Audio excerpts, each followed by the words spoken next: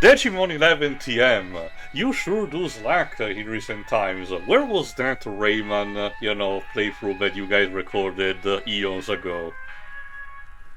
Yeah, sorry about that. We're probably just gonna do the anniversary edition that came out recently. Well, this won't do. In order to help you, I'm gonna, properly take something from my fourth-dimensional pocket in order to help you. Let's see. Uh, Hold on. This is just a letter from Jova that says, "Too busy playing Ace Attorney again, BRB." God damn. Well, I guess in order to actually, cover that, we'll need to have some backup. So I summoned back from last year, God, already last year, Jay and Flynn once again. So the the strangest Beyblade Digimon movie, I've ever so seen. the Metal Fight movie is next year, right? Anyway, today's sod specimen is a bit complicated, shall we say, especially because it might be, even more of a tangential thing to Pokemon with Angel's Egg, admittedly. First of all, let's get the order of the business. This is technically is a movie that is in two versions, an original version from 1989 and a remake from 2016. So Deji, if you please, would you mention to the audience the name of today's movie in English? Doraemon, Nobita, and the Birth of Japan. Which is a direct translation pretty much of the original Japanese title, which is Eigai Doraemon Shin, Nobita no Nippon Tanjo. So, what can I say about Doraemon that hasn't been really said? Because there's a lot and not that much to say. It's one of the more known anime slash manga ever made, in Japanese history. Not as much as, something like Astro Boy, but it's still, pretty solid on its own right. And it has such a simple premise.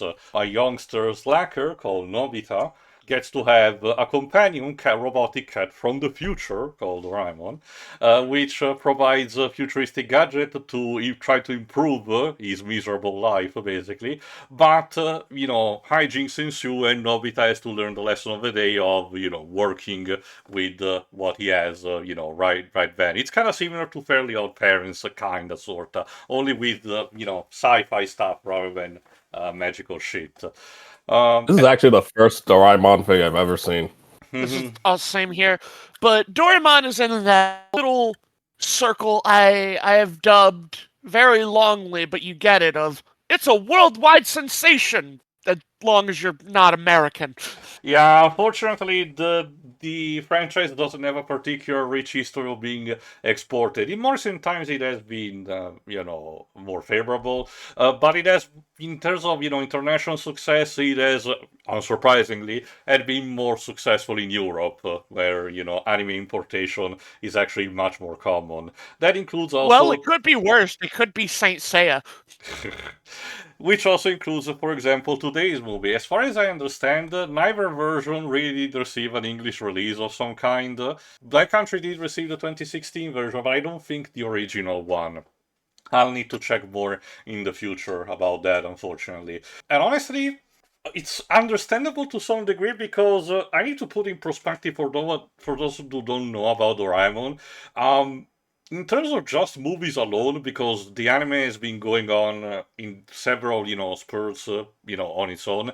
But in terms of just movies, OVAs, they started in 1980 and they never fucking stopped. Once per year, meaning that right now, with this year, Doraemon has something like 46 movies. Now, to be fair, in recent times, a lot of these movies, one per year, were remakes of old ones, similar to today's specimen, admittedly. But they do provide something between new presentation, new stuff added to it. So in some other franchises like Pokemon also, attempted to do this kind of thing. But that also begs the question: why did I wanted to choose as your current host this particular movie, Nobita and the Birth of Japan? Because I could have gone with, for example, the first movie, Nobita's Dinosaur, since was the first one. I could have gone with the CGI movie Stand By Me Doraemon, which acts as a kind of a better kind of recap for newcomers, or something And actually has an English dub. or something else entirely. No, why I choose this? Because it's the one that on an internet level is slightly more known to a Western audience, even for those who don't know about Doraemon. Why? Because the original version of the movie did have a pseudo sequel of sort in the form of a video game for the Famicom called The Revenge of Giga Zombie. At least that's the translated title. Which Is that the one that was recently ported to the Switch 2? I don't know, but I know that the Famicom ROM did receive a fan translation not too long ago. Why do I say that it's relatively known? Because the soundtrack of that video game tend to get around in mimetic circles, and if you're a fan of Siva Gunner, you will probably know a couple of tracks, particularly the Underworld map theme. So, and again, it acts as a sort of sequel to this, where the villain of this movie comes back, as proper revenge. But so, how do we judge this movie in particular? Unlike with Pokemon Black and White, while the plot remains virtually the same, there are substantial differences in how we get from point A to point B. This is not just a matter of a character looks different in color, or the movement is from left to right and right to left in the other version. No, there are some level of character development that are different. So I'll just provide a general recap of things that are going on and point out some differences, but when things become too different for not being ignored, I will mention, particularly during the climax. For reference, some of us, I think you, Flynn, have watched only the 2016 I watched version. the 2016 version. And meanwhile, I've only watched the 83 version. While instead, me and Deji watched both versions, so we have, some kind of balance thing going on, and surprises for those who actually haven't seen either version. But rest assured, this is still a fairly, simple plot to digest, because this is a franchise, again, if you don't know anything about Doraemon, is that it was intended for a relatively young audience, even younger than, say, than Pokemon. Not to say that these are dumb, educational programs that, really do something like, say, Teletubbies, but it's, while even having something that is, say, epic in scope, still clearly wants to have in mind a more, preteen kind of youth. That being said, what are the stories about? Well, it begins with Nobita wanting to run away from home because he has gotten a bad grade in class. Yeah, again, if you don't know anything about the franchise, this is kind of a recurring kind of thing where Nobita sucks at everything. It's kind of an even worse version of Charlie Brown, if it's even possible. Wait, He's basically is just that happy. why he's running away? Yes. In the original 83 version, he's just just- kind of mad. This is also because his bad score will be important as a plot point later, but that was a thing that I bothered to check a bit also in the manga. Again, while the 80s version is a bit more faithful, there are some minor things that is still omitted on the long run that were incorporated in the remake. Again, the important part is when Nobita wants to run away from home, so he asks Doraemon to give him a couple of gadgets that he wants to use in order to, live alone. Notably, a house that stands on a pillar, kind of like the ones from the Jetsons. Okay. But unfortunately, because the world hates Nobita, it constantly finds, problems. Namely, people that say that the lot belongs to them, or that the government needs to have the terrain where it's building upon in order to, do something, either to demolish a forest or build a dam that floods an area. Because again, Nobita tries everything in his tricks. He thinks, oh, maybe I need to, to go to an uninhabited area. I will just live in place, because Nobita's concept of spending his free time where he's not with his friends is just to snore the entire day. So, Honestly, I didn't recognize that I'd find the character that I'd be attacked through, but here we are with Nobita. It is pretty funny just how much of Japan could be a jackass to a dorky preteen who wants to nap somewhere. I was going to mention it in a second, but yes, the 2016 version elaborates a bit more, admittedly, onto this. But Nobita and his friends, if you know anything about any slice of life anime, these are basically your basic archetype. You have the token girl, Shizuka, which is The girl. the super telegraph love interest for Nobita, of course, and you have the two other best friends, Takeshi, called Giant or John or Big G, depending on which product you're watching, which is the more bully big guy that has a brash attitude, but at the end he still has a heart of gold. And Suneo, They call him Big G, really. in some versions, yes. And Suneo, which is instead the more nerdy type. If his voice sounds familiar in Japanese, that's because he has the same voice actor, a Whisper from Yokai Watch. Just in case you were wondering how much Level 5 loves this particular franchise. Yeah, because Nobito's friends really does feel like Nate and his crew, except they're better because they actually do play a role in the plot. Ouch. No, I'm sorry. That's like my biggest issue of Yokai Watch. It's like, why aren't look, Nate has friends. They don't do anything. Why have them included? It is very funny to see just how a bunch of meandering kids can go on as wild adventures as they are without feeling useless by being there. But I've got specific things to say that we'll get to when we get to. Yeah, I was going to say, during all of this initial sequence, which might feel a bit slow, particularly for the 80s version, Nobita runs into his friends who basically, take the piece out of him and says, he's running away from home, I'm gonna give him like 5 seconds before he returns to home crying, But at the same time, or a bit not too long after, the same group of friends, reflect upon their own lives and they have their own reason from which they want to run away from home. It's elaborated a bit more in the 2016 version, but essentially each of these children do feel the pressure imposed upon on their parents. Takeshi has his overbearing mother asking him to do all the chores because they run a grocery store. Suneo instead feels overwhelmed by his parents wanting to teach him all sorts of foreign languages, including French. Oh no! Is Takeshi the chubby bulbous boy? Yes. Suneo's just kept calling him Giant so often that's the name that stuck with me. Just stick with that. Don't worry. I was just the subtitle that I was provided referred to him as Giant. Yes. Well, instead, Shizuka feels, instead the pressure of her parents about her learning music, specifically piano. I kind of found it both funny, but also incredibly tragic that this, among many, many, many other slice of life anime stories in general and video games do talk about the actual genuine problem of a society that imposes way too much or its new generations and as a result run into the risk of having them grow up very insecure and potentially overbearing on their own, especially with the Japanese economical system where it's expected to have a more leisure type of younger years where you're in school, but as soon as you enter into the workforce your life is basically over unless you work, you have, become a parent full time at home. But even so, the father figure is supposed to, on a mentality level, to work constantly and even go overseas. Again, countless stories do tell about these things, but outside of raising awareness, especially recent time, not much has changed, unfortunately. Which is, again, kind of sad when you get down to it. Me turning into a Green Goblin, looking at everyone. We're not so different, you and I.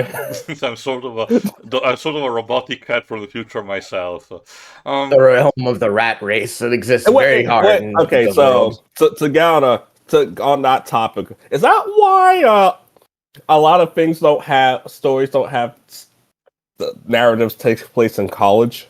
Yes, because by the time you enter college in Japan, you're basically married to the grind. Yeah.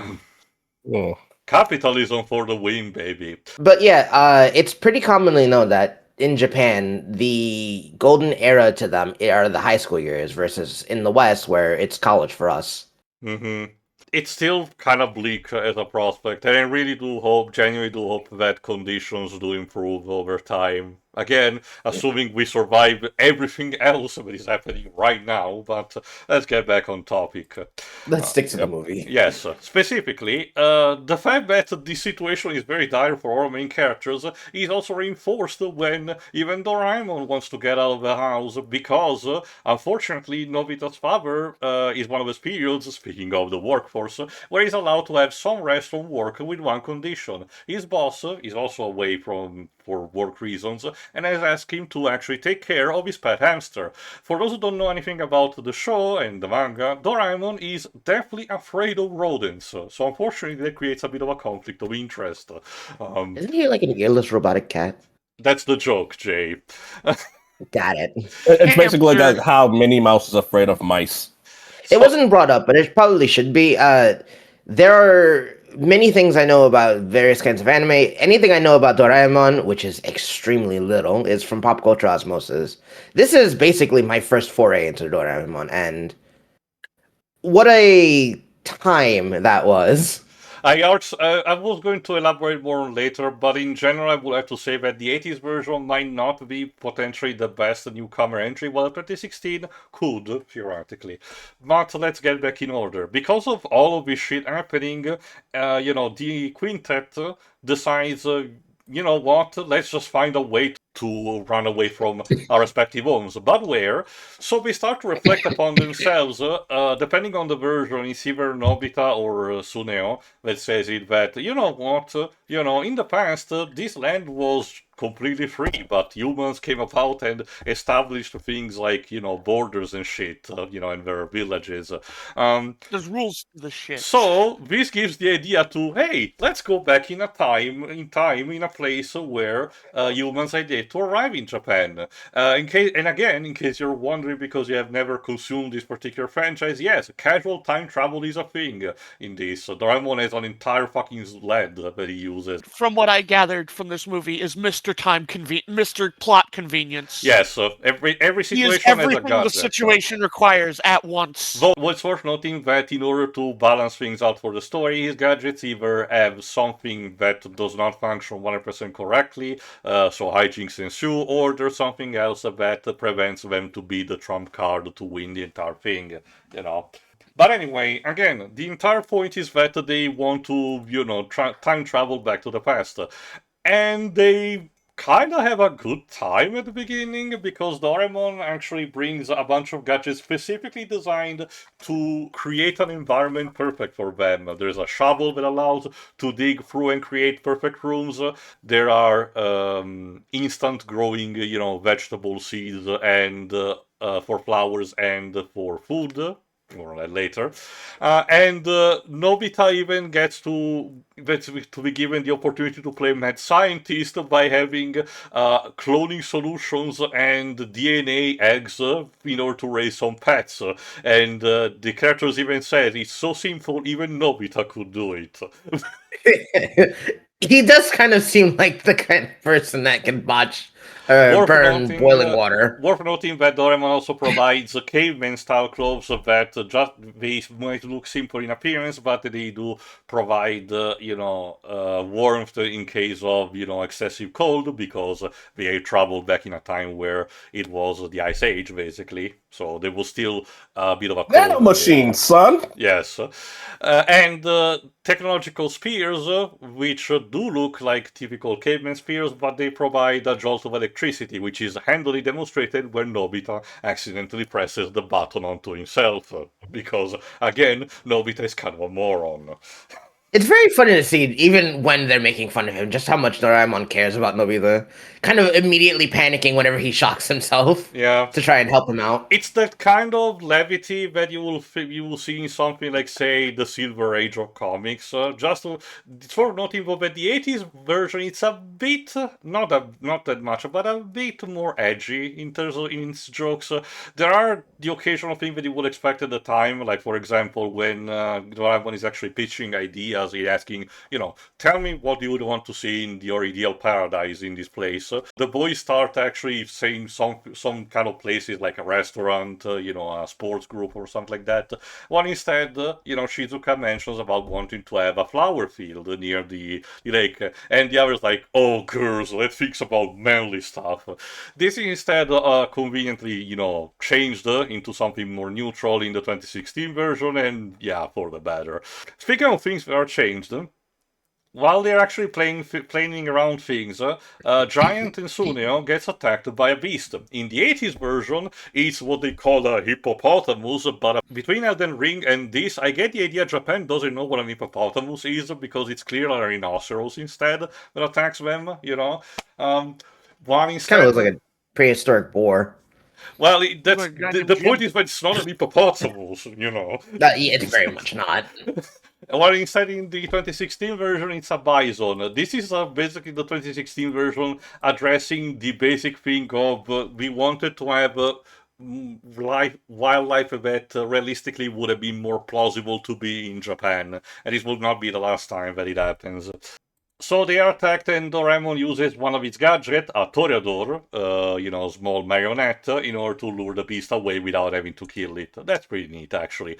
Also worth noting, similar to the original anime, in the 80s version, every single time Doraemon pulls a gadget out of his 4-dimensional pocket, it's accompanied by a jingle, a song and dance, and a scream that wants to very lovely, cause you a seizure.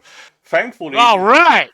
This is severely toned down in the 2016 version, where only some of the gadgets to get the jingle, and the background is generously more gentle towards your eyes. So thank God for that. So, Porygon and his consequences. Well, remember, Flynn, that was Pikachu's fault at the end of the day, and the fucker got away Pikachu with and it. his consequences. But anyway, while the others do seem to have a good time in working around, Doraemon checks on them, on their activities, Nobita wants to play completely mad scientist because, I don't think it happens also in the 80s version, I forgot, but in 2016 version at least, he sees a tree that has grown up into being as a sort of an helical connection, kind of, hinting at a fusion kind of thing. So he thinks, you know what, let me create some monstrosity by combining the DNA of these creatures. I'm sure nothing wrong will happen. Thankfully, nothing wrong does happen. Thankfully, we do not get Cronenberg-esque abominations, but interesting enough, we get some mythological creatures by the simple idea of combining DNA of different animals. For example, combining a swan with a horse, he gets a Pegasus, and so on, in order to get a griffon also and a dragon, which I find it a bit interesting. The 2016 movie tries to foreshadow this better by having the back of the exam that Nobita failed, having a scribble of a Pegasus that, Nobita had, drawn because he was bored. So there was a bit foreshadowing in the 80s version, it just comes a bit out of nowhere. But I find it particularly interesting. It actually kind of seems like in the 83 version, he's inspired by Shizuka, because while the others can't come up with anything outside of modern Japan, Shizuka actually kind of wants to live in more of a fantasy paradise. She actually makes mentions of unicorns and other kinds of various fantasy beasts. Mm-hmm. And it kind of seems like Nobita picked up on that and then came up with the idea for how to do it when he was given the pet stuff. Which will also explain probably why, for this Japanese, product set in the past of Japan, Nobita's choice of creatures is very Western. Even the dragon, while trying to be more elongated, like the stylized one that you will see in China, for example, is now specifically with the DNA of a crocodile. In the 2016 version, it looks definitely more a bit like the traditional European version that you will think of. More specifically, I think about their names because I'm thinking of a completely different franchise because I keep thinking the Griffin's name is Griff. But no.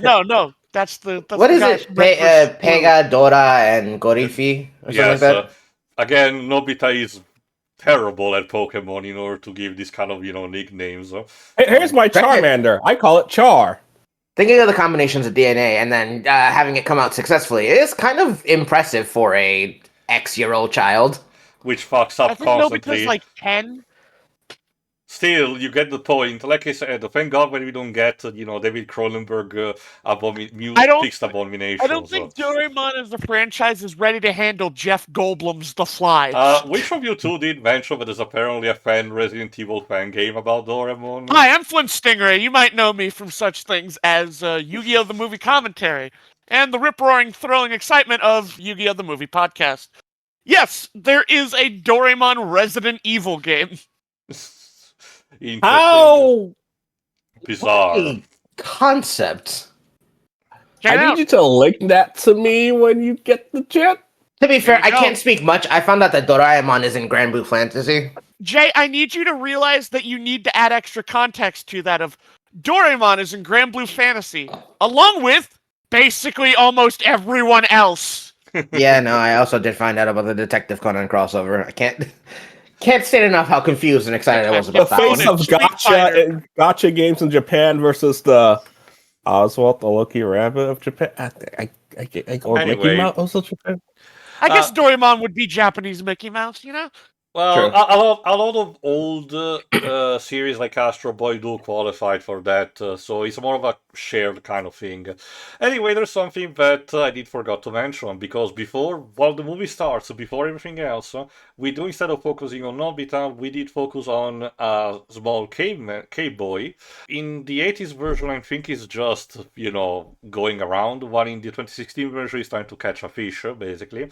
And when he comes back to his village, he finds that it's completely razed to the ground, and he assumes that his parents are gone. He's very distraught about it, and then a time vortex eats him up. It's kind of like the beginning of Final Fantasy 13 too, in a way. That's a joke, basically, for me. So you're telling me we're gonna get Nobita Returns? Clearly.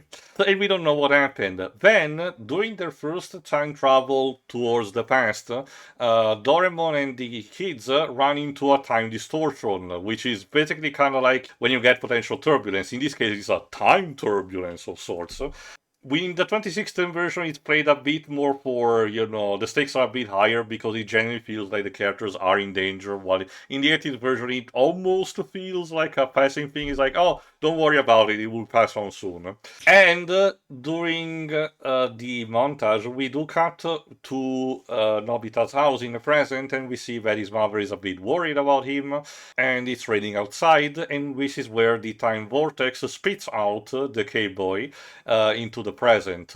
And of course, he kind of has a bit of a future shock about the whole thing, but we'll get back to him later. The parents in the story kind of play a passive role of, in the 83 version, kind of play just a passive role of, hey, what are the things that you're mad at?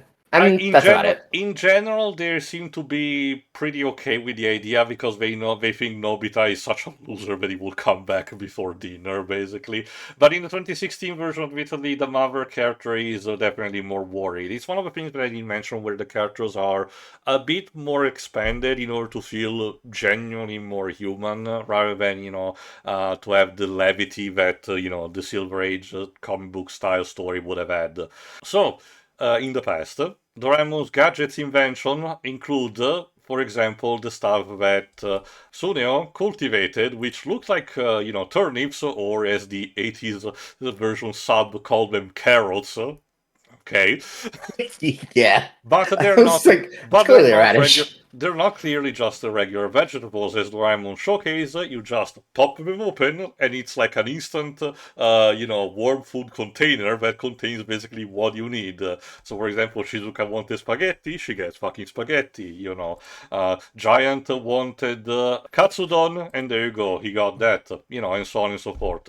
And the gag is, of course, that Nobita arrives late and just chomps on the whole fucking thing on his own, thinking it's a radish. It's I alright. mean, it does look like a giant radish. I think I'd eat even that. And yeah, Man, could you imagine just having a radish that you could pop open and it's any food you want? the future and everything. Although I found it kind of sacrilegious when the 2016 version omits the punchline that the 80s version had, where he concludes the gag with Doraemon saying, "Oh yeah, I guess you can also eat it like that, Lamau." Yeah.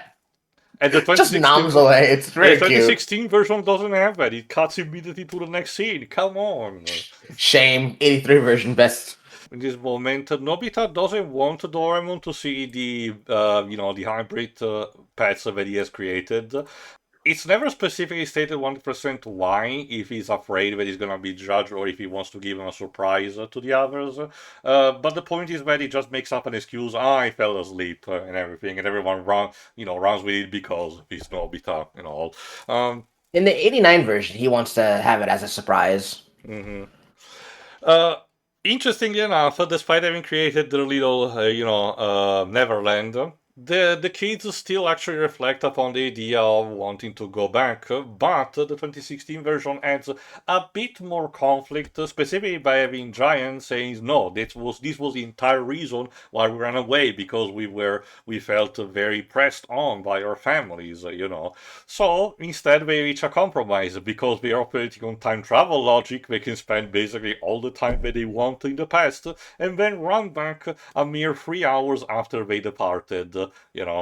I'm sure there will be many questions that someone will have, like the idea of their parents seeing their children age slightly faster than they would normally expect. But again, this is a story that takes time travel in a relatively light-hearted way, and as a simple way to have a close circle without having to cause weird paradoxes and shit. So, Don't worry, it's hyperbolic time saver launcher. don't think too hard about this. Is what I'm Hypersonic saying. lion tamer.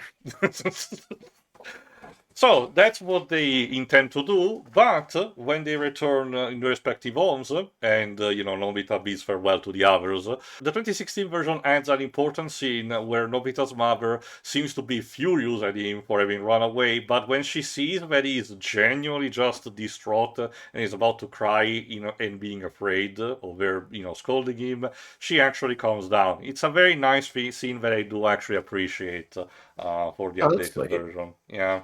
However, they realized the day after, all the while, discussing about not revealing these to others, that someone, in the 80s version, someone has actually raised Nobita's fridge, and during the night, someone was actually, or something was actually howling at the moon, which the characters, Nobita and Doraemon dismiss it as potentially a wolf or a coyote, but we do get to see that instead the cave boy just still being distraught and everything. So you can imagine that it's also him that raised the fridge and everything.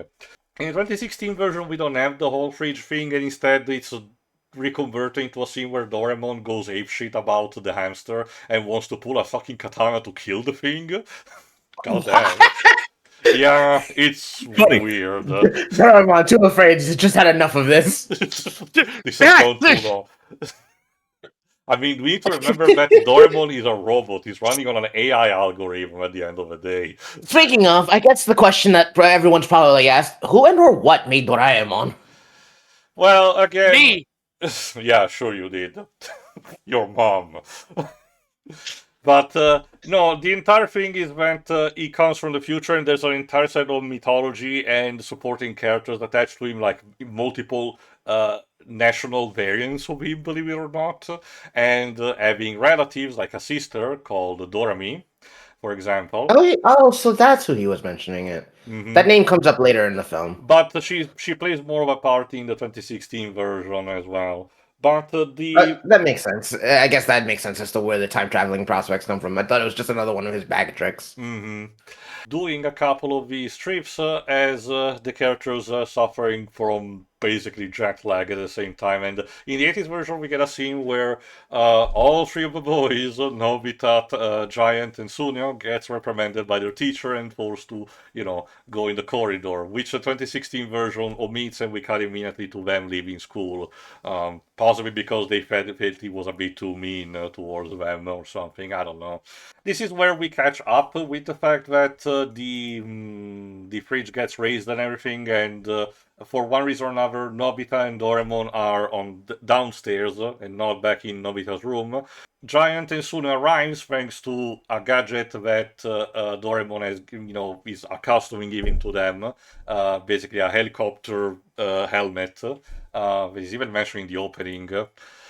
not finding anyone, basically say, well, let's change already, into our caveman clothes, so we're already ready to, get to the time travel, because, yeah, I forgot to mention, the way they reach the time traveling slate is that Nobita has a drawer, he opens it, and he kind of acts as a black hole where they jump into it. It's crazy shit, I know.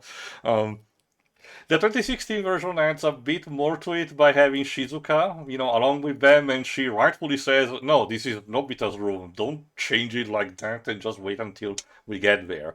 But they don't have time to argue on the matter, because a room, some sound happens from the closet, and when they open it, the cave boy emerges and, being confused, and possibly famished, lashes out onto them and then promptly gets knocked out. So, because also the commotion, Nobita's mother, is about to actually get up, so everyone scrounges back and runs into the time machine just in time to avoid getting busted. So, The appearance of the cave boy, I was wholly expecting Giant to get thrashed, but it was actually pleasantly surprising to see the two of them kind of draw each other out. mhm. It is actually nice to know that his friends are worth something in the series, even if it's just a kids show. Yeah. Back in the past, yeah, I expect that to be heard a lot. Doraemon and the kids try to, think about the situation. Why was a K-boy in the present, and correctly deduce about the whole time turbulence distortion, which was connected to a wormhole that probably sucked out and spit out. They don't know what could have caused it, but they just assume it's a thing that happens, regularly. Interestingly enough, okay, I'm about to surprise a bit Flynn with this, because it's not in the 2016 version, I'm about to say, for a very good reason. In the 80s version, in order to make an example out of, situations similar to this, Doraemon cites an event that happened in 1937 when 3,000 soldiers, Japanese soldiers that were stationed in China, simply disappeared, and he mentioned, well, I hope they actually, eventually got back safe and sound. If you know anything about history, I argue the idea that a lot of Chinese people would not agree with that statement. Yeah, it's gonna be Yeah. like, yeah, It's I want to buy some wild. firewood. It's wild to see a historical event like that get brought up in something like Doraemon. So casually to boot, too. 3,000 Japanese soldiers suddenly went missing. I don't even know if it's actually based on an historical event where, the soldiers disappeared and nobody knows what happened, or it's just something that, the story made up, but still so specifically weird. Again, good thing that the 2016 version completely removed this, because, I argue it wasn't even a case to actually make an example, the explanation was, self-explanatory. Well, that makes just no sense whatsoever. Why would Clearly. Doraemon do that? Is he Clearly. stupid? So anyway, in order to get wrap your hand around the situation, the team has to split. Giant and Suneo would like to scout around the area to see if there are other humans in Japan, because supposedly there shouldn't be, as they put into the time traveling data.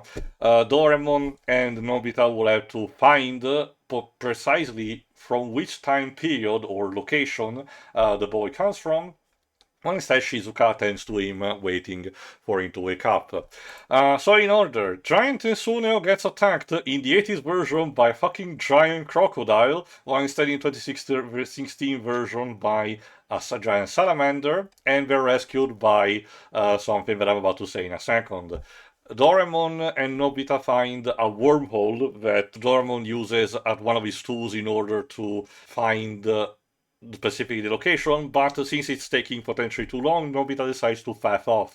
In the 80s version, it's conveyed by Nobita harassing Doraemon until he says piss off. In the 2016 version, Nobita just finds it too boring and wanders off on his own, which I argue is a bit better, because it really feels more in character for the type of guy he is. Yeah, well, in the 80s version, again, it just feels a bit too mean on both ends, I guess it's a product of their time, but also just brethren like that do tend to squabble until they get sick of each other. Mm-hmm. Yeah. So Nobita gets back to the place where he supposedly had the pets hatched, but he does not find them. He had given them a food growth that Doraemon has given him. He doesn't find them, and of course we get the reveal that they bump him from behind, and suddenly they're adult size. But again, they just look the same. The only major difference that I can say is that the Griffon, for some reason, in the 80s version has a gray-black fur, for the main part, while in the 2016 version it's much more colored, almost like fuchsia or pink, I forgot, purple or something like that. It's definitely more colorful, I don't know why. Just a stylistic choice, I guess.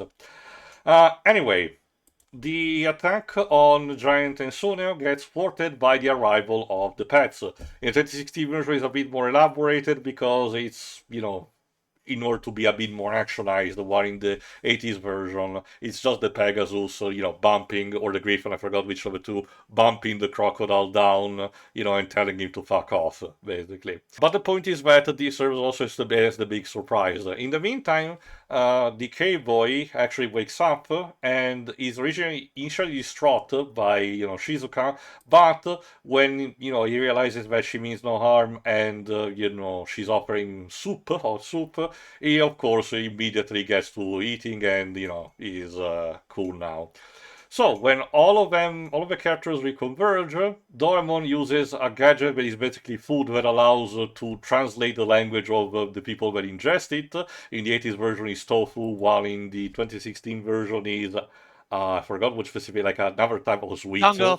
Thank I you, do Dango. find it is very funny that Doraemon's gadgets range from these silly futuristic designs back and forth to a block of tofu that just so happens to let you speak languages. Yeah. So It's just a you, normal block Tower of Babel. So this definitely allows better communication with each other, and the boy presents himself as Kukuru. That's what he calls it. And he mentions that, again, what we know already from the beginning, that his tribe, the Hikari, or Light tribe, disappeared and then got kidnapped by the Kurayami tribe, or as the 80s sub, calls it, the Dark tribe. Okay. Kurayami. Kurayami is darkness, not Yes. just dark. So, Specifically Black Dark. Thank you, Kamen Rider Saber. To be fair, Final Fantasy also, helps with that, with the character of the Cloud of Darkness, Kurami no Kumo. But the point is that he believes, suspects that the one responsible, leading the Kurami tribe, that could have caused all of this, is none other than their leading shaman, called in the 80s version, or witch doctor in the 2016 version, the guy called Giga Zombie. Okay. Greatest name for a witch doctor ever. And Giga Zombie. And it's not even like an undead, so I have no idea where the zombie part comes from. It's like he's I a guess boss. it's just to make him sound threatening And to for a the bunch record- It makes him sound like he's a boss in a Gradius game. Yeah, kinda. For the record, it's not even a translation quirk that happened. No, they spelled the name properly even in the original script. That's the name that the story writers chose for this guy. Yep, just Giga Zombie. So, Doraemon and the others rationalize with the idea that since, in primitive times, I forgot to mention the specific day, we're 70,000 years in the past, to Nobita's present. But they rationalize that since in past times people were more, suggestionable and would believe that every single elemental thing had a spirit in it, they will have shamans or witch doctors, lead them with the assumption that they will be able to dispel the spirits by chanting. So they rationalize that this Kurami tribe just elected this guy because, he promised them to chase away the spirits, and they've been bullying other tribes as a result. So they don't think it's too big of a deal because they have the advantage of science on their hand. But Kukuru is very quick to tell them no, this guy really means business and I don't know why. And while the characters do still agree on trying to help him, he's still relatively skeptic, which will come to, ahead the day immediately after, because they want to just investigate and trying to rescue the lost Hikari tribe if possible. During the night, Nobita talks with Kukuru about their potential missing relatives and why they're there. In the 2016 version, if I recall correctly, Kukuru also tries to with his dialogue tries to reinforce a bit the message of the movie about Nobita essentially running away from his problems, when in reality, he should have, tried to confront them or, sustain them potentially, which is what Kukuru is trying to do instead. So again, the 2016 version tries to reincorporate a bit of the bigger themes of that are told at the beginning in order to make the A plot and B plot, coalesce in a better way. The day immediately after, Kukuru tries to get away on his own, on foot, because Doraemon found the location where the Hikari tribe comes from, and it's in mainland China. So, kinda a bit away from their current location, which also explains why Japan does not have, inhabitants yet. Which also leads, my mistake, forgot to mention, probably one of my favorite sequences in the movie where the characters basically stop around and still bother to remember the idea that Japan was formed via different ethnic groups arriving from different parts of the world, instead of just magically having, them pop up. And they even bother to, give a very simplified but still, accurate detail of the evolution theory of mankind originating in Africa and everything. Again, they could have easily just kept this or more oversimplify this, but particularly in the 2016 version they bother to elaborate, which is actually pretty good for teaching to younger kids about this concept, which again I find it particularly neat. I mean, it makes sense. Doraemon is a kids franchise. Of course, they're going to try to sprinkle little bits of education for kids. A quick Sorry? oversimplification. A quick oversimplification of the history of it. Japan was an inland island that was attached to the rest of the Asian mainland, where nomadic tribes would walk in, and then later on, after the ice age would melt, it would landlock them. That's how most of the original Japanese people would come to be. Watch History of Japan from Billboards for more details. Yeah, about history it. of Japan, I guess. Japan is a small inland nation, and it's beautiful. Basically. Anyway, Kukuru wants to get to China on his own, which again, commendable for the effort, but he will be mistaken because he will not be able to get there. So, the others essentially have to trick him by disguising the whole set of gadgets that Doraemon has in order to make him pass as a shaman or witch doctor on his own and call him Dora Zombie. Okay. Again, it's a bit of a cliche of its time, but to be fair, they don't try to overplay it too much, thankfully. But this thankfully manages to convince Kukuru instead of just tagging in with the others, and allows them to use their pets to move on. And this is where they also mention about Japan being connected to the mainland via the Ice Age thing, because depending on the version, either Nobita or Suneo raises the question about, there's still the sea. If our pets get tired, we're just gonna crash land into the water and everything. But Doraemon is like, no, don't worry, because the land is still connected. I took satellite pictures of that, so we can stop at any point. Which they do, for a quick, pause, in which they introduced poor Kukuru to the concept of processed food by making him eat an hamburger. Poor I feel like kid. it should be a crime, a time crime, to make a caveman eat a burger. That's like giving a Victorian child a Dorito. And not going to explode from the taste of the nacho flavor. I think they can handle a little bit more. Still, What a If it were the spicy interesting- nacho, then I'd arrest you. clearly. Still, their mood is still, high enough for them to be optimistic about actually, rescuing the Hikari tribe and everything. So they finally reach the eventually the settlement where the tribe was actually kidnapped, and thanks to their deduction skills and Doraemon's tech, they managed to track down the trail that the Kurami tribe has left, particularly about their the rest of their bonfires, and they catch on relatively quickly while they're still walking around. So the Kurami tribe is carrying also around a small throne which has a cover onto it when you don't know who or what is inside, while the rest of the Hikari tribe is in chains. So we get the obvious cliche of old person cannot handle anymore. The stress and the fatigue crumbles down. The others try to pick him up. The bad guys do not understand the simple concept of fatigue and want to force him to get back up. But the person inside the small throne commands the weak and the elderly to be called in order for the caravan to move faster. But thankfully, before they can actually enact that kind of violence, that's where Doraemon and the others arrive. The 2016 version adds more flair to the action scenes, where it showcases first the Hikari tribe trying to fight for themselves rather than just standing by, like in the 80s version. And it's not just Doraemon putting a bit of a show in his guise as Dora Zombie, but the other characters try to fight too, which again, more dynamic and allows everyone to do something, including Kukuru, which otherwise would just stand there and help his parents, which also do get slightly more screen time, which is appreciated.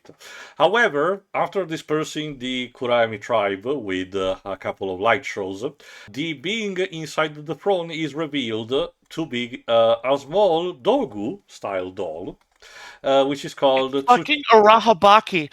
Yeah, I'm I like, was gonna wait, is call it that what too. Clay Doll from Pokemon is based off of? Also- It's Shucklemon! I knew this was a Digimon series. also Fucking the motherfucker who repels physical. Huitzil from Darkstalkers Edge, even though Huitzil is supposed to be Mesoamerican in that version, still looks like a Dogu. I don't know what to tell you. This being actually seems to possess a lot of powers on its own right, because specifically about either a sonic wave or still, a force of impact, which can also develops rock, which is a bit of a problem for all the other characters who have no idea how to contrast that. Until Doraemon literally pulls something out of his ass, I mean his four-dimensional pocket, which is a cape but reflects damage. Okay, and he uses that to literally shatter Tsuchidama into pieces. He collects a small sample to analyze it later, but overall he feels it's all good and everything. Although in the 80s version it showcases that he is a bit more skeptical about the whole thing, while the 2016 version makes him, less attentive on the matter. And they use one of his other gadgets, a magic door that allows you to go to any location that you have visited, in precedence, to return to the ruins of a village in order to collect the pets that they left there, and then move on to the land of Japan. Unbeknownst to them, as soon as they leave, Tsushidama actually reforms completely and decides to go to warn his lord Giga Zombie. So, dire times are at hand. Back in the ruins of the Ikari tribe village, they do not find the pets, and everyone surmises to Nobita about, well, they're strong, they'll be able to find their way home on their own, even if Nobita is clearly distraught by the whole thing. More so in the 2016 version, where he's clearly more downtrodden about it. But even in the 80s version, they argue they showcase a bit, he's being distressed. To be fair, a part of it that seems like the reason that they all ran off is because of Nobita snapping at it. That happens only in the 80s version, mind you. In the 2016 version, they're more understanding when they're supposed to be left behind. Again, trying to be a bit less angsty, I guess. That's what they were aiming at.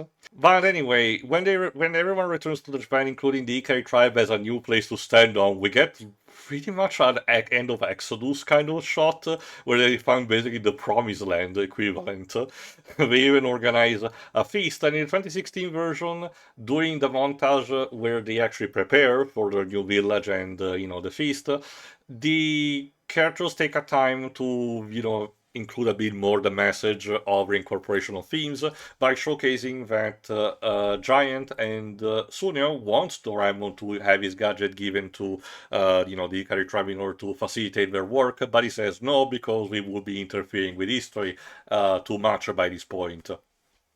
So the children have this occasion to learn a lesson about, using primitive tools to accomplish the same result, which again is also nice. It reinforces also the idea of, honest work, and even Doraemon in the 2016 version spells it out to them that they had, their lives had been too easy thanks to his gadgets by that point. In the 80s version, the feast is a bit more expanded with even a song and dance, but that's not too much of it. We cut to, if I recall correctly at this point, Giga Zombie in his lair, which is caught up with the events by Tsuchidama.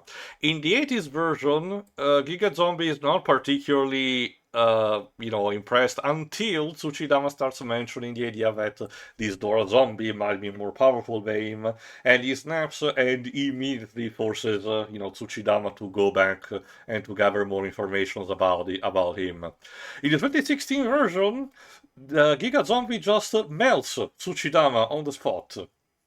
What Yeah. is kind of pointless, to be honest. Which Oh wow, so they just get rid of the. That is Because he has more. Yeah, in the 2016 version, the Giga Zombie has a bunch of other dogu, like robots at his disposal, creatures. Oh, okay, instead of just the one. And he sends basically them, as in a case of "Don't fail me like this one did." It's funny. You'd think that in the '89 version he'd have more of them. It's just the Your one plan to companion. Your plan to destroy them has failed, Master. Failed. Dr. Doom does not fail. So, it's time for Doraemon and the kids to say goodbye to the Ikari tribe, but they'll come back to visit, regularly. Even though the Ikari tribe is a bit afraid that the Giga Zombie will actually reach them, they say no, he's too far away, it's impossible for him to reach you like that, But when they go back to the present and the other characters, ponder about, their predicament potentially, Doraemon takes the time to analyze the piece of Tsuchidama that he collected, and he discovers that he's made from a particular kind of ceramic that if shattered reforms. In the 2016 version, this fact is confirmed to him by Dorami, which he has on a standby line to, give him information about it. And thanks to this, the characters immediately realize that shit is about to get real, especially because Giga Zombie probably has some degree of, danger that they underestimated. And when they come back, the entire village is gone, razed again to the ground and everything. And again, they keep doing it. So much for that effort. He can't We've keep lost getting it away again. with it. So, Doraemon and the others have no other choice than go to find Giga Zombie, which he promptly taunts them with a hologram telling them, yeah, I got all these villages as slaves, come at me, bro, if you want. So, that's where they need to go, but unfortunately, having no pets, they need to rely on the helicopters, which can only take them so far because it's still China is, in case you don't know, it's still a very big place to scout, and they have no clue where exactly Giga Zombie's lair could be placed. Which leads them to first a desert and then an icy area, because again, this is the Ice Age and everything. And when the copters run out of battery, Doraemon pulls out of his ass, his four-dimensional pocket, a string that if connected to everyone in a human train kind of fashion, allows you to reach 300 kilometers per an hour. That's very adorable. It's very specific to boot. Although it's worth noting the 2016 version, they mentioned 400 kilometers per hour, so, we're increasing the output just a bit. It reminds me of the Kirby train become like in 12 Star Allies. Usain Bolts. Yeah, okay, so the device that they used to run really fast, is that where Ape Escape got the hula hoop running mechanic for Spike? I wouldn't be too surprised. It does seem like a children's game in Japan. Mm-hmm. Yeah, grab a rope, attach yourselves together, and run around like a train. Oh, okay. We were talking about Yu-Gi-Oh! I forgot about if there's a speed droid based on that, because that archetype is based on Japanese toys. Okay. I'll need to check more on those. Oh yeah, Yugo's archetype from Arc 5. Yeah. Despite the device and everything, the characters find themselves in the middle of a snowstorm on an ice field, and despite even their clothes, they need to find shelter because it cannot protect them completely from, even deeper temperatures. So they found a cave, but unfortunately they kinda lost Nobita in the meantime. Oops. Oh fuck, we lost the main character. God damn. We're doomed! What do you want from him? He wears glasses in the middle of a snowstorm. He's bound to get lost. So Doraemon has yet another gadget where he can send to Pooh to help him. A small bottle in the shape of a dog that can potentially travel in order to find him, but he needs something to identify him, kind of like what a dog would do in order to trace back some tracks. So what he gives to the bottle to sniff on, the failed exam test. There you go, we come full circle on that front. Unfortunately, the bottle is intercepted by either Tsuchidama or one of Giga Zombie's, Dogu dolls, depending on the version that you're watching, and Nobita is unfortunately left in the middle of the Tempest. Now, this is where the versions start to diverge significantly, so buckle up.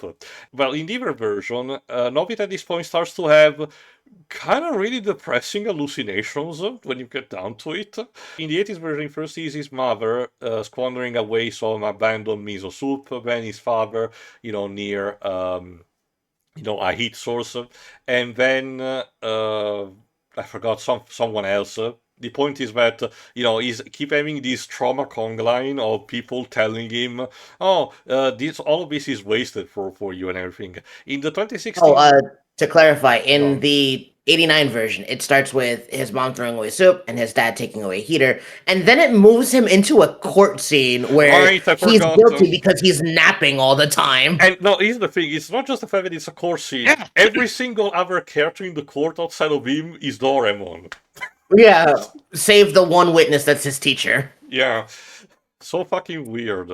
He's saved eventually by an angelic figure of Shizuka handing him soup.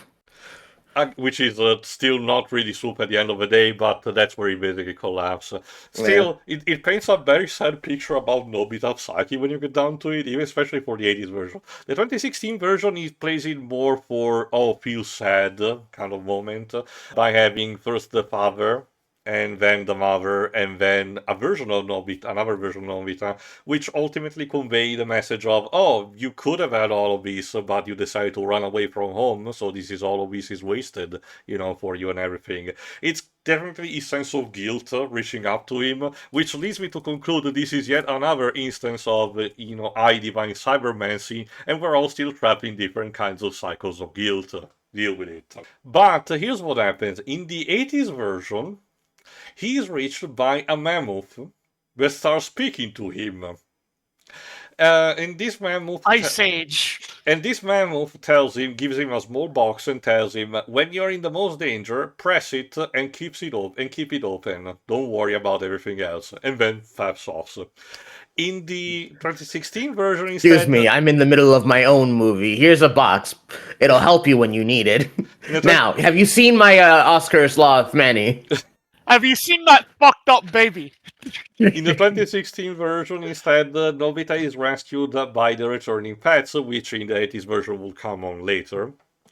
But I swear to God, in the 2016 version, we even get a shot of the Pegasus running from the moon, and it looks like the fucking TriStar logo. So fucking weird. All right. But anyway, we'll come back to what happens to Nobita later. Instead, we join back to the other characters, which found that the cave we're in conveniently has a set of stairs that lead to Giga Zombie's lair. Again, how very convenient for them. And It is a lot. and they find that the Kurami tribe is enslaving the Hikari tribe and other people that they captured in order to build up the rest of the lair that Giga Zombie wants, for himself. So Doraemon in quick succession uses two gadgets, one which is literally a time-stopping watch. It's literally a stopwatch from Castlevania when you get down to it, with the exception that he has full control over it. In the 2016 version, he can bump on someone to unfreeze them from time, as he demonstrates with Giant, because, again, in 2016 version, there were a bit more shenanigans that had the Giant being stuck in time instead of, being in the same bubble as the others. And then he uses a ring in order to potentially find Giga Zombie himself, in order to discern about the situation and find a way to free everyone else. However, Doraemon quickly realizes that something is very wrong.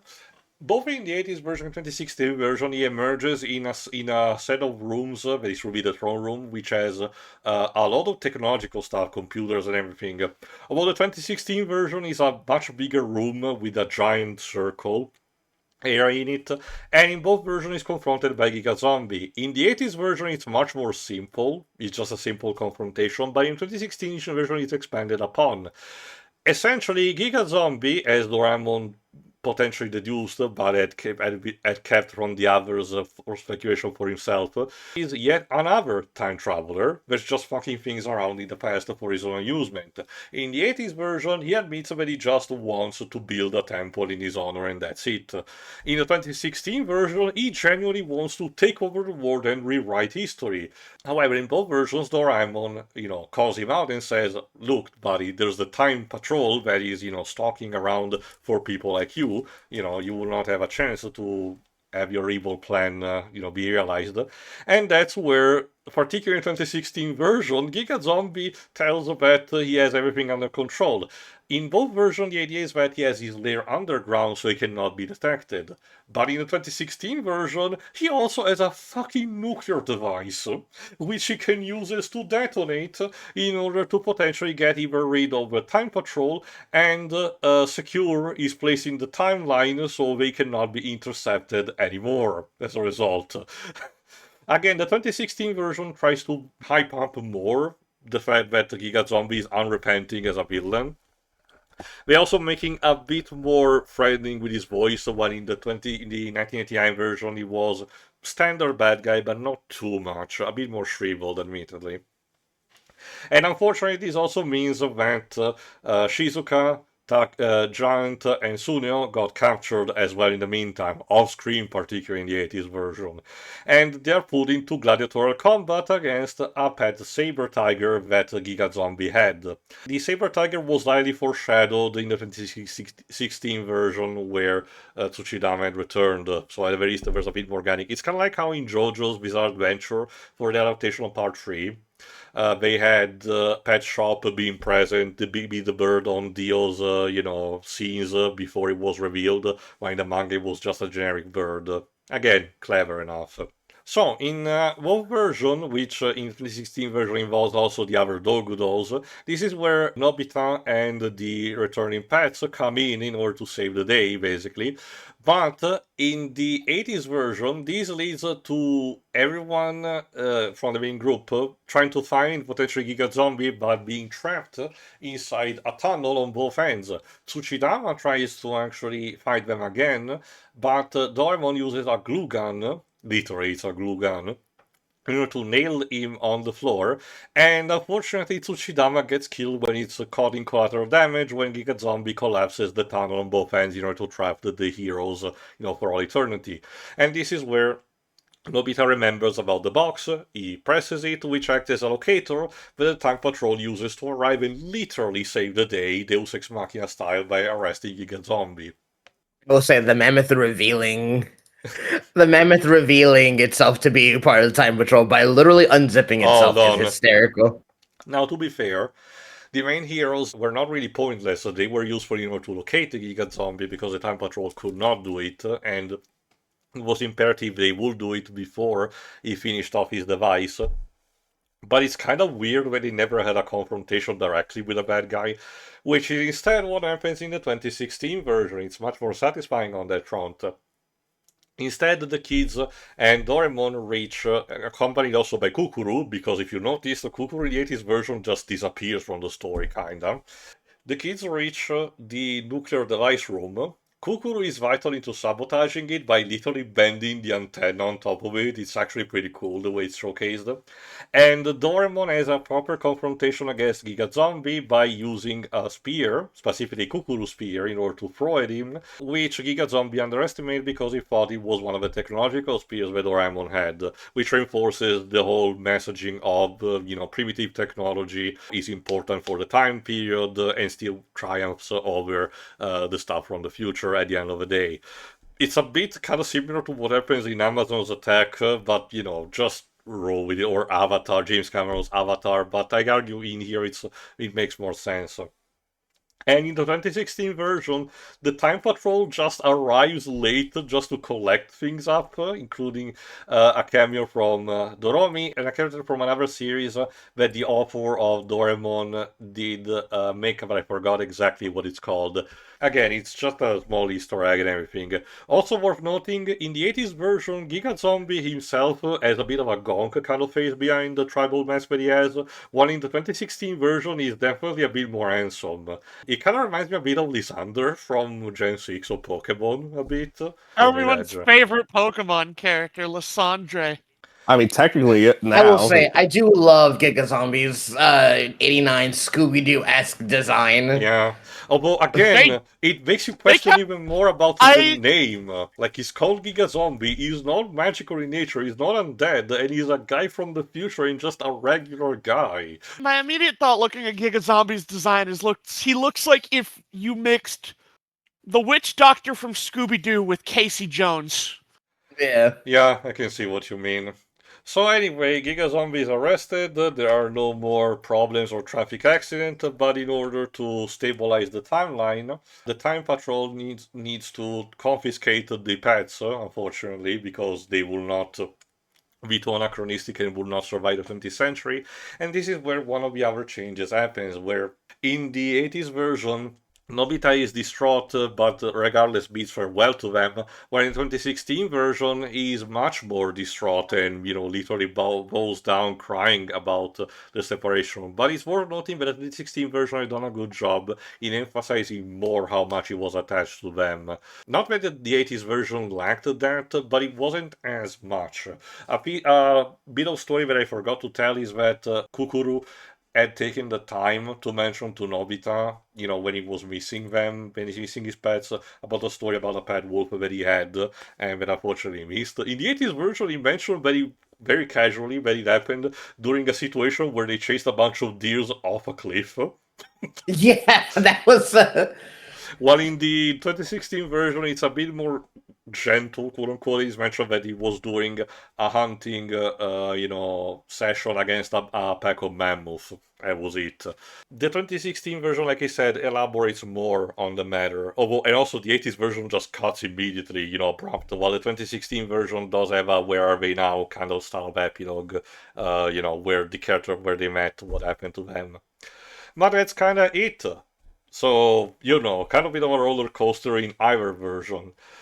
So, as for our usual awards, Dej, I suggest that we still proceed for the regular one about best worst character and best and worst scene, but take him from either version instead of having to have one for each, because we will not arrive at the end of the day.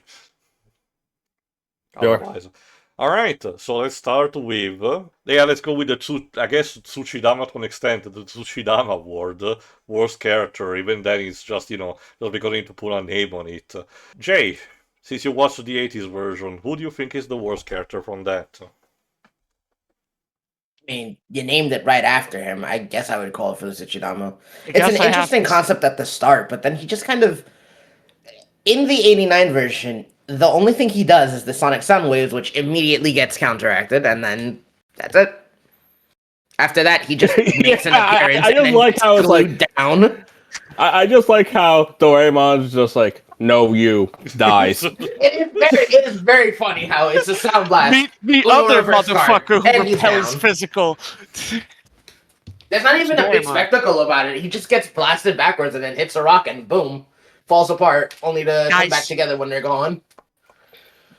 I like to imagine when he came back together afterwards, it was like the Lego video game building sound effect.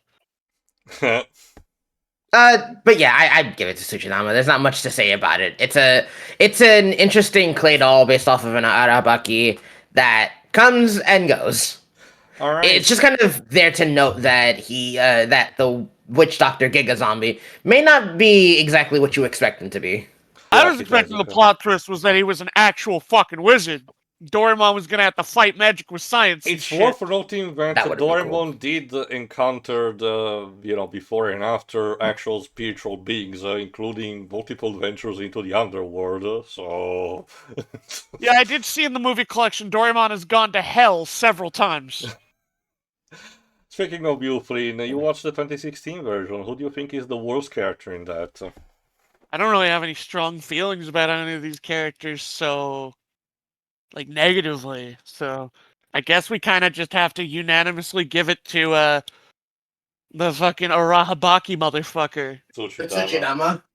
Yeah, Tsuchidama. Alright then. Dej, you He watch... does even less in this movie because after that, he just dies for real.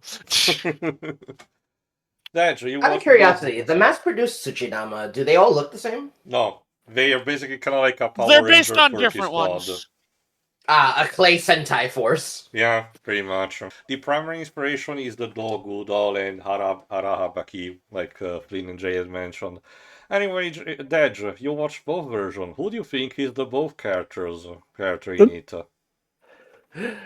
So, as a joke, I want to say Nobita. Wait, hear me out. Because it's like, oh, you had a favorite child, you jerk. Out of all those three. I mean, he's basically Doraemon's brother. No, out of the pets. It's like, Yeah, clear favorite in the horse. Yeah. Well, he did draw a Pegasus. You know, it'd be really I get weird it. if his It's also- favorite was like, Again, I did not mention much, but more particularly in the 80s, they want to really reinforce the fact that Nobita is really a slacker, so he can comes off really as unlikable in a lot of scenes. Yeah, I will say it was kind of hard to feel bad for Nobita in the '89 version because while he does get a lot of flack from everyone, he also very much deserves it. He can barely accomplish the most menial of tasks. Like, that's the entire point why Doraemon has to, prop him up, because Bro cannot stand for himself. It is very funny how much he whines and complains to Doraemon until even Doraemon gets sick of does him. improve it by having the climax being, Nobita using his own wits and shit to help save the day. Yeah. Well, that's cool because Doraemon basically does everything when it comes to the focus of battle. Yeah, because in the 2016 movie, it wasn't as talked about as he uses the dog instead of Manny the Mammoth showing up with a button of plot convenience. He uses the dog whistle that Captain Caveman gave him. Yeah. Could-a-do. Yeah, because it was And the he uses it to call his 3 animals that he built Yeah. to... But also, yeah, the clay doll looking thing. Tsuchidama. As for me, having watched either version, it's kind of a bit of a tie-in.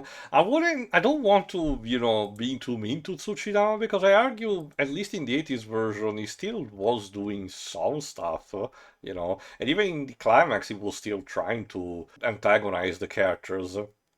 So I do argue it wasn't completely pointless. I would say the 89's version of Giga Zombie, because it's kind of a bit of a letdown. He just stands there most of the time and doesn't do a lot. And Pay no attention to the man behind the curtain. Yeah, it kind of pulls out All's Great and Powerful kind of routine. And there is one scene where he manages to stun, Doraemon properly, but that's kind of it. And then afterward he gets apprehended by the Time Patrol fairly easily without even getting a fight. No, these ain't shit. Yeah, he in the '89 version, he really does just make an appearance. Again, is powerful, and then that's it too. They want to emphasize also the fact that he's a kind of a loser in his own right by having his face being gonk in the 80s version. So that's why I'm choosing him for that. But I hear you say his face is gonk. Not just for the 80s version, yeah, so. I know, but my immediate thought is they take off his mask and it's the fucking gonk droid from Star Wars. Well, it kind of is. I mean, the Time Patrol arrest him and his mask just slips off and he just looks hamster-like. Yeah. Big teeth included. Alright, now it's time for, I guess we'll just use that, the titular character, the Doraemon Award for Best Character. Again, depending on which version we have watched. Jay, what about you for the 89 version? I'm gonna take away the Doraemon title from it and give it to Kururu. Honestly, a boy that's clearly here for the sake of the movie, managing to mesh extremely well with the characters after getting to, speak with them. It really does feel like if you took away the caveman aspect, he could just be an extra one from the cast. Yeah. And I really like that. Even though he's completely out of his element with the crew, he still feels like one of them. Oh my He even goes god. out of his way to comfort Nobita whenever his parents disappear I with a also story of his own. I do suggest them for you, Jay, on your own to watch the 2016 version at some point because you'll probably be very It does get satisfied better. with what they do with Kukuru in terms of adding stuff to him. I will say it is a little sad that in the '89 version, Doraemon's basically doing the heavy lifting when it comes to the actual conflict of it. But Kuroro is the only other person to do anything, Because even he if has the that most anything agency. is. Yeah, even if that anything is stealing all of Nobita's food from the fridge. All right, Flynn, Kind of looks like that one caveman kid from that one Pokemon episode. Oh God, Kind of does. not Oh, I know what that. you're talking about. I Tommy. guess I guess I have to follow the grain again. So a big problem I had is I really didn't feel any strong emotions left or right about this movie. It was just sort of yeah, this movie exists. Yeah. It services its job. It does what it needs to do. I'm sure if I watched like what Doraemon fans considered to be the best Doraemon movie, I might have something different to say. It's just more so I have nothing about this movie. Like I guess I have to give it to Kuderen because he was the most interesting part of this movie. But I have again seen the idea of with Kuderen done like several thousand times. Not that it's a bad thing, of course. It's just more so the fact of I have nothing really bright to say. Mm-hmm. I feel like if you're not a Doraemon fan, you're going to be a bit lost. Not even from a lore standpoint. Because I feel like you can be lost from a presentation standpoint. Yeah, it is very much a whole manner of like, okay, so I guess this is a thing for the series. It's kind of hard to parse out what's a problem with the actual story and what we're just supposed to expect is Doraemon, but we'll get there. All right, Dej, what about you? Well, I was gonna say Kuderen, but I'll choose someone else. I do like Nobito's characterization in both. It's like, yeah, because in both incarnations, he's a kid. So of course, a kid's going to act like a brat in one head or a loser in the other one. Mm-hmm. And he does when it matters. He does pull up his weight. I also do like Takeshi. Big giant, you mean? Yeah, Okay. I do like the big tough guy who's a gigantic softy Mm-hmm. trope. It's a nice trope. All All right, right. there is this one cute scene in the '89 version where a lot of them are joking about Kuroro being Nobita's grandfather, and Yeah. Suneo makes a joke about Giant being from the Dark Tribe, and Giant's about to put the pound on him, and Suneo goes, Yeah, it's "See, because of that's that, why," so- and he becomes flustered and just hides his fist. Yeah. All right. As for me, from either version, ironically enough, my vote goes to the 2016 version of Giga Zombie. In stark contrast, is a far more effective villain, has a cooler voice, more imposing presence, more showcase of power, including, for example, a sphere on his snap that he uses to spy on the characters. I just remembered Go on. something. Relating to your topic of Giga Zombie in the 2016 version, there's one thing that did stick out to me in this joke, and it was like a bit that they made of like, because the plot twist is obviously Giga Zombie is also a time traveler, Mm-hmm. but he's like, you fool, your 22nd century stuff is no match for me. I am from the 23rd century, and Doraemon's like, damn it, I was beaten by 1 century. Well, you can pick that as your favorite scene if you want, Flynn. I guess early pinning that down. But anyway, again, as for me, really, the 2016 version of the Zombie sticks out as a much better villain. And even the way he's defeated, he incorporates the theme, and instead of being arrested like an idiot by the Time Patrol immediately, he gets to have a fight, with the characters. He gets defeated by Doraemon, his mask even cracks, and when he reveals his face, he's not like the most handsome guy ever, but he's just a guy, a bad guy. That's it. Instead of being super gonk. Again, it's overall good flavor and a good package, for what they want to do. So kudos on the improvement for the 2016 version on my end. Anyway, worst scene. Jay. There's not anything that really sticks out to me as the worst scene. I guess the only thing I could decide on choosing is the super early on one where a bunch of them are harassing Nobita for sticking what is basically a camping tent on their site. Mm-hmm. One of the construction workers even pulls out a crane to assault the thing, just try and get Try it to down. fucking kill his ass. That's because we mentioned supposedly, the state needing to remove the area for doing constructing something about it. All right, I guess. But yeah, I guess that's really the only thing that can be chosen. All right then. Flynn, worst scene. Really, there's no real worst scene. Because I think the movie does, the 2016 version at least, flows pretty solidly. It's a very solid movie. I just have no standout things about it, other than that one joke of, wow, that's great. It's just sort of there. I guess if I had to pick one, the scene of Nobita trying to find a place in Japan to live and getting taken out by property owners. All right. What? Nobita does not have squatters' rights. Damn. Reality sucks, don't it? That's true. Stings, don't it? Well, it's less a scene and more of I'm surprised that Doraemon didn't really have an annoyance reaction. It's like, hey, Nobita, make animals. Okay? I'm hiding from you. Oh, look, I made a Pegasus, a dragon, and a griffin. And neat. Doraemon didn't do it. It's like, why did you do this? It kind of feels like something that should have gone somewhere. Yeah, it feels like the movie might set up the idea of Nobita being reprimanded for creating, these monstrosities. But when it happens, the other guys, including Doraemon, are like, huh, neat. Like Sonic in the Lorkley sketch. Which makes you wonder why he even hide them in the first place. Yeah, again, Jay mentioned that supposedly he wanted to make a surprise for them, but it feels like artificial when you get down to it. It feels more like he was doing something that Doraemon told him not to do. It's like, I'm gonna do things my way. Don't look. It's time I'm gonna let it all. I should also make mention, a dishonorable mention to that on account of he makes 3 animals and then just stops. Yeah. Weren't you supposed to be making pets for everyone? Yeah, supposedly. He just forgot.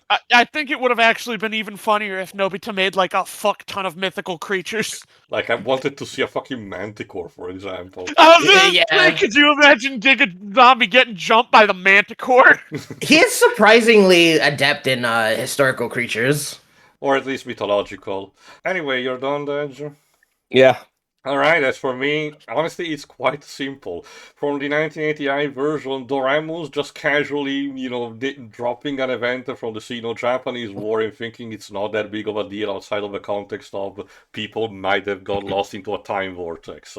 Because what in the hell? I guess that wouldn't stun me so much. It was just a matter of what? Japanese franchise has done this? I don't know, it just feels very out of place, especially for a show aimed at a younger audience, where it has more levity in it. If this was something like, say, Gundam, I could see the parallels, depending on which character said that, like Char, for example. But I don't know. Well, the thing is with Gundam is that it's already extremely political. Yeah, this is kind of what I mean. It feels like it needed better context to be name dropped like that.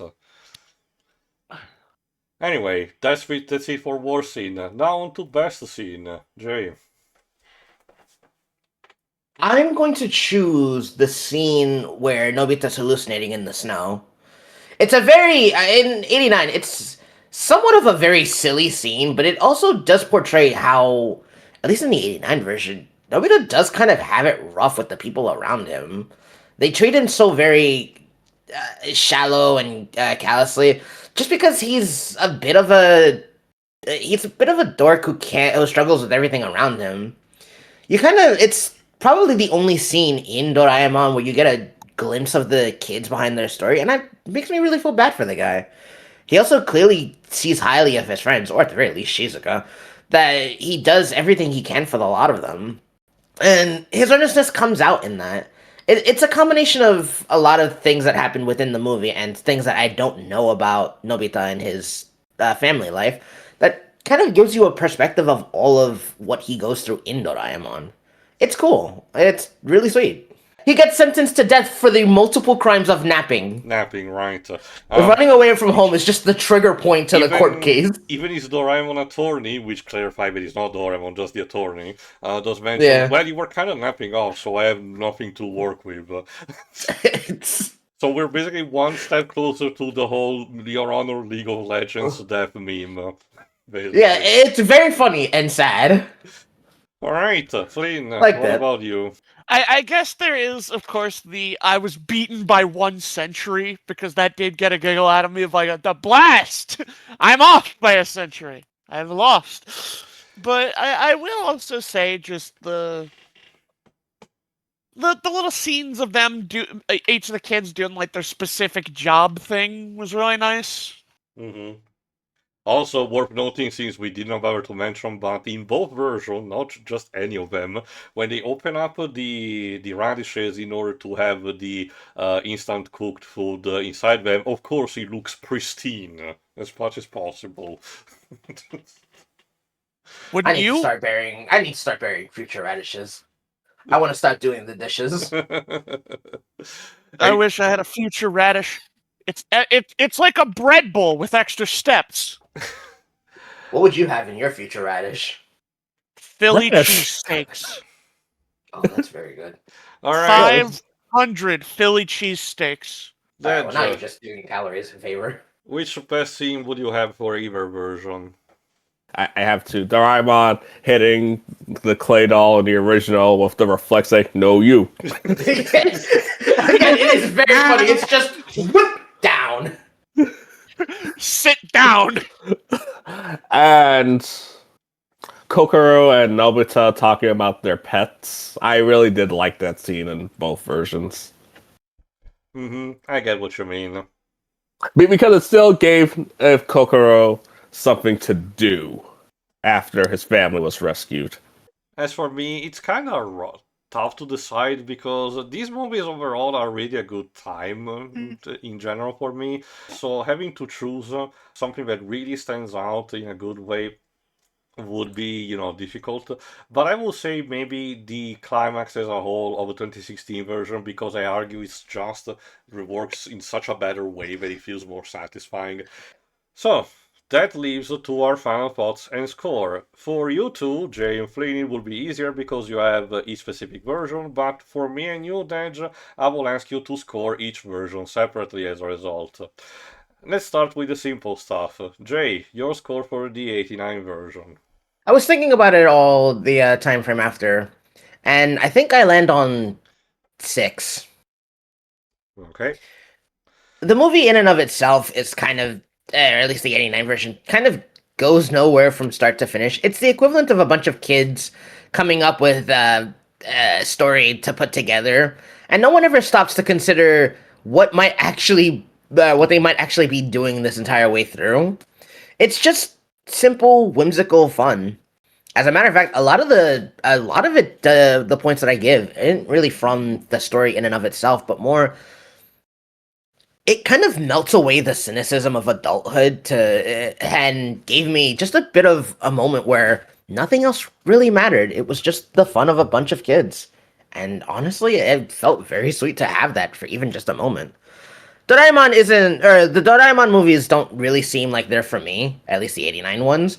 But honestly, it was just a nice foray to step away from the worries of my own life and just have fun with Nobita and his friends. But outside of that, it's not much. It's another kid's movie. But I'm kind of glad that it's not much. So, it sticks with a 6. Alright, Flynn, your vote for the 2016 version, please. I'm going to go a little further, and I'm going to give it a 7. I think this is a really solid movie, and it has its place. I know it's very generous to give it a 7, because it's not again, I did say it's not my cup of tea, but I can really understand sort of the audience for the 2016 version. It really kind of gets the fact that it's made for a lot of kids.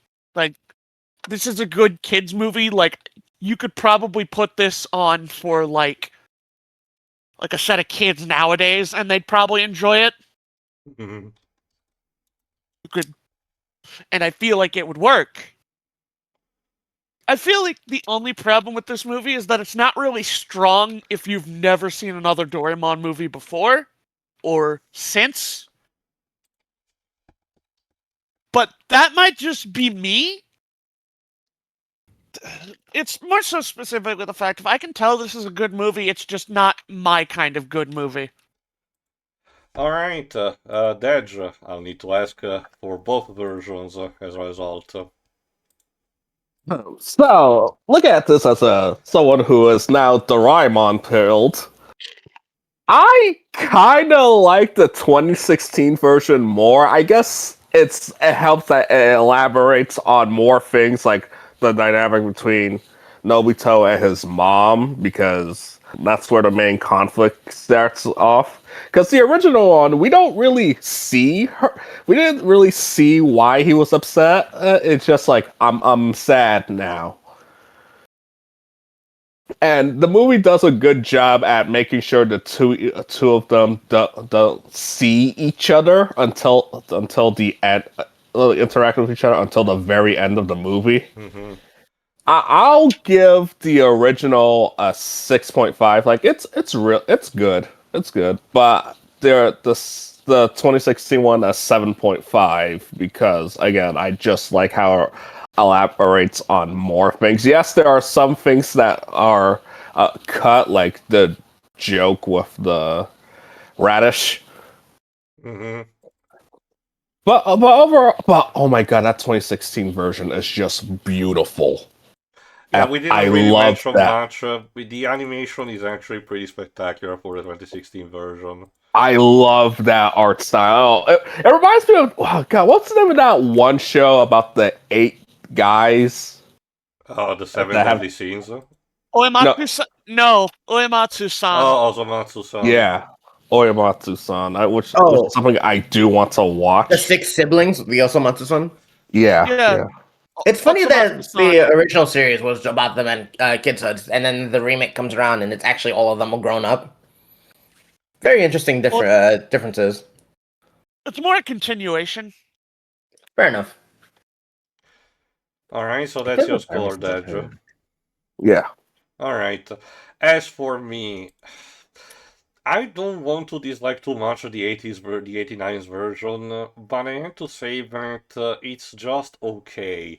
It has its quirks that makes it more of a product of its time, but it has a bit the advantage compared to the 2016 version of the pace, as I mentioned, that a lot of the scenes are more, dilated, and as a result, it allows for things to flow better into each other. While the 2016 version, in some cases, just abruptly cuts to the next scene, and it feels like you're missing just a bit at the very least. But the 2016 version compensates by looking better, having better presentation overall, and expanding a bit the roles of the characters and incorporating the themes instead of feeling just a casual Silver Age style adventure. It feels definitely a more satisfying experience overall for the characters to have and for the viewers to experience. Of course, it would have been probably for the best, if that was closer to the source material. But again, with the fact that we have two versions to compare it to, it's actually, still nice that there's that kind of degree of freedom of choice or anything. I kind of wish that either versions were more freely available for everyone in the world instead of just a few selected country, but you work with what you have.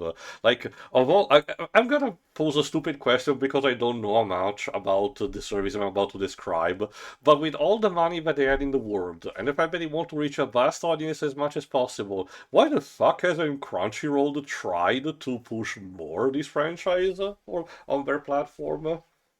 We gotta go with the latest shonen or romance They did. It's rom-com. called Saint Seiya. No one likes him. Wow. Okay, okay. Is there a reason why Saint Seiya hasn't taken off? I've never seen I it. don't but- know. It should be a fucking slam dunk. It's about dudes in armor fantasy fighting, and it should be a slam dunk everywhere. But no. No, it's a slam dunk in everywhere except North America because it's very popular in Latin American countries. It's also Latin America loves it. Europe loves it. I know Italy really loved it at one It point. does, but it has a bit of a stigma onto it, where the original translation given to the dialogue wanted to be more, pompous in terms of giving it a Shakespearean kind of equivalent tone, and as a result, it takes different liberties in the dialogue, which is a bit amusing, but still not a very accurate job. So it's a mixed kind of bag. Wow, even over there, your dubs kind of It's more of a did case. what we did. Okay, it's not. It's more of a case, Dej, very simply put. The reason why I'm so adamant against what America does is because back in the day, my country used to have it much more. These days, it's thankfully less present. It's still present to some degree, but it's more, diluted at the very least, and we have a much more accurate, translations and everything. But the reason why I'm, very adamant is because I've seen it happening, and I don't want the same things to happen to the American youth. What instead keeps happening, entire generations basically brainwashed by Saban for kids on that matter. But again, that's not the point. The point is that the score that I need to give to these movies. So, the 89 version gets a 6.5, so sufficient, and a bit more, but not as much. Just, slightly above, sufficiency. But the 2016 version gets an 8 because it's much more satisfying, better to look at, and everything. And its shortcomings are more, manageable considering everything. So, overall it's a better experience to consume, and especially for a newcomer, potentially. So that means that the 80s version gets a 19 in terms of the total score, because we still did not add much.